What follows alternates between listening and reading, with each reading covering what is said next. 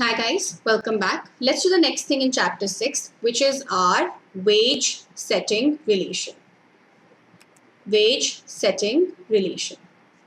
So सबसे पहली बात, before I start this, please understand that in entire chapter 6, the assumption is that we are talking about medium run. और medium run के अंदर दो चीज़ें होती हैं. One is that unemployment is always equal to natural rate of unemployment, which is output is always equal to natural rate of output. Remember, ये हमने page 300 to 306 में करा था. अगर ये ट्रू है तो ये consequently ट्रू है ही है.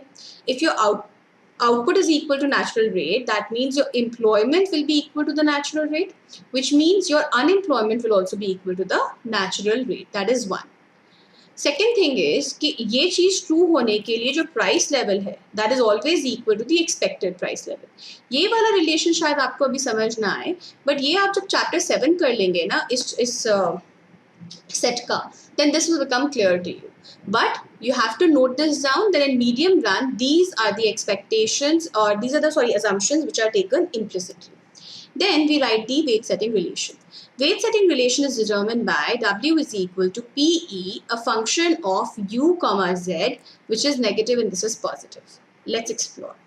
So W is wage rate, PE is the expected price level, U is the current unemployment rate, and Z are the other factors. ठीक है, एक एक करके चलते हैं. Let's firstly talk about PE. So first thing is कि actually हम लोग ये नहीं कहते हैं W is equal to PE a function of U comma Z.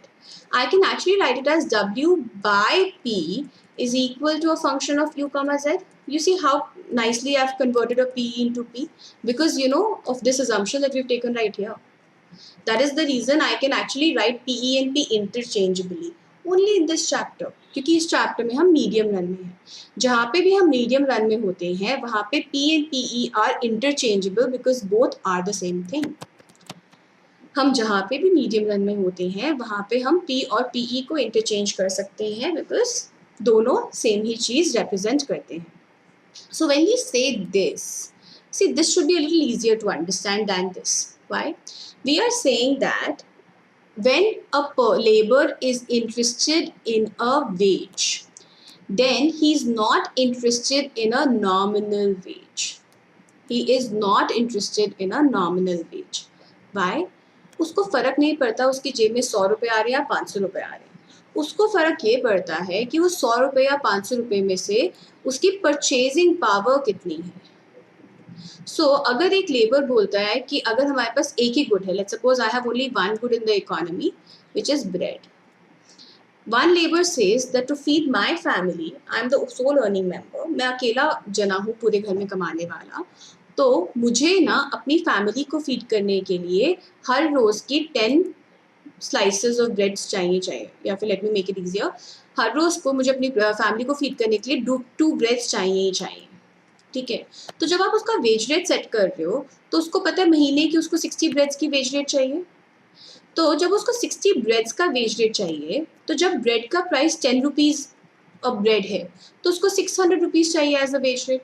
अगर ब्रेड का प्राइस 20 रुपीज़ अ ब्रेड हो जाता है तो उसको 1200 चाहिए. तो वो ये बोलता है मुझे इससे या इससे फ़र्क नहीं पड़ता, मुझे इस क्वांटिटी से फ़र्क पड़ता है. So I am worried about this quantity. So when you are asking me कि मुझे क्या सेट करना है, मुझे W by P सेट करना है. अगर कल को प्राइस बढ़ जाता है तो वेज रेट तो मेरा बढ़ना ही बढ़ना चाहिए, क्योंकि अगर प्राइसेस बढ़ जाएंगे, आप मेरा वेज रेट सेम रखोगे तो मेरी तो परचेजिंग पावर कम हो जाएगी. मैंने तो कभी बोला ही नहीं था मुझे तो वेज रेट में इंटरेस्टेड है. मैंने तो हमेशा ये बोला है कि परचेजिंग पावर में इंटरेस्ट है. So workers do not care about how much money in terms of rupees or dollars they earn. They care about how many goods that money can buy. इसीलिए जब प्राइस इंक्रीज होता है तो wage rate तो उसका 1-on-1 increase होना ही होना चाहिए. Right? So if the worker is expecting the price level to go up, they are expecting that their wage will also go up.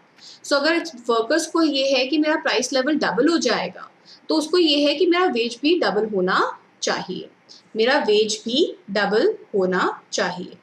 Right? ठीक है, अब दूसरी चीज़ पे आओ. हमने यहाँ पे PE और P को रिप्लेस क्यों कर दिया? हमने PE और P को रिप्लेस किया क्योंकि ये मीडियम रन है. है ना। बट दूसरे तरीके से समझो, सपोज एक लेबर बोलता है कि मुझे तो 60 ब्रेड्स का मेरे को परचेजिंग पावर चाहिए, जैसे हमने पहले बोला था। अब उसको अगर लगता है कि एक्सपेक्टेड प्राइस ब्रेड का 5 रुपीज यूनिट होगा, तो he would be okay with 300 रुपी का वेज रेट। अगर उसको एक्सपेक्टेशन है कि प्राइस जो है वो 20 रुपीज अ ब्रेड होगा, तो उसको तो 1200 चाहिए। सो जैसे जैसे उसका एक्सपेक्टेड प्राइस लेवल बढ़ता जाएगा, वैसे वैसे जो उसको वेज चाहिए वो भी तो बढ़ती जाएगी, which is why this PE and W here share a one-on-one relationship. जब मैंने इसको ऐसे लिखा W is equal to PE a function of U comma Z, तो I'm saying if this doubles, this also doubles. If this triples, this also triples, and so on and so forth.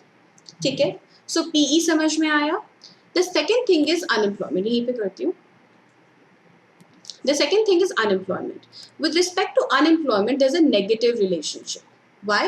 When the unemployment increases, तो क्या होगा? लोगों को डर लगना शुरू होगा. लेबर को, ये हमने फर्स्ट वीडियो में किया ना, लेबर को डर लगना शुरू हो जाएगा कि भाई अगर नौकरी चलेगी तो दूसरी नहीं मिलेगी, राइट? क्योंकि अनएम्प्लॉयमेंट बढ़ रहा है, लेबर मार्केट कंडीशंस वर्सन हो रही है लेबर के लिए. तो बार्गेनिंग पावर किसके पास है? जब अनएम्प्लॉयमेंट बढ़ता है तो बार्गेनिंग पावर